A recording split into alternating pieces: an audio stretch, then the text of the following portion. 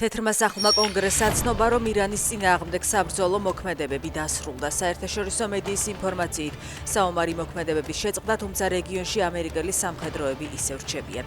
ამავე დროს ტრამპი აცხადებს, რომ ირანი არ მიდის გარიგებაზე, რომელიც მას დააკმაყოფილებს.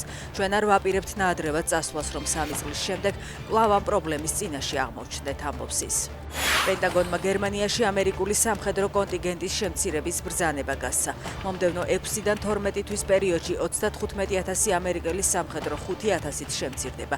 ვით ჰექსეთის ამ ბრძანებას წინ უძღვდა ტრამპის განცხადება, სადაც მან კანცლერი მერცი ირანთან დაკავშირებული პოზიციის გამო გააკრიტიკა და გერმანიაში ჯარების შემცირება დააანონსა.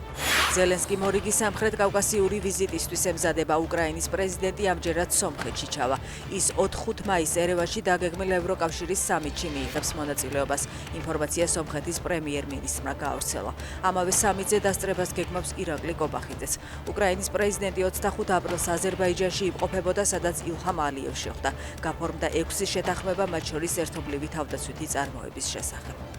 საფრანგეთში რუსეთის საელჩოს თანამშრომლებს საწვავის შესაძენად განკუთვნილი საბანკო ბარათები დაუბლოკეს. რუსეთის ელჩი ალექსეი მეშკოვი აცხადებს, რომ გადაწყვეტილება ბელგიური ბანკის ინიციატივით მიიღეს, თუმცა საელჩოს თანამშრომლებს ფრანგული ბანკების ბარათებით გადახდის დროსაც ექმნებათ პრობლემები.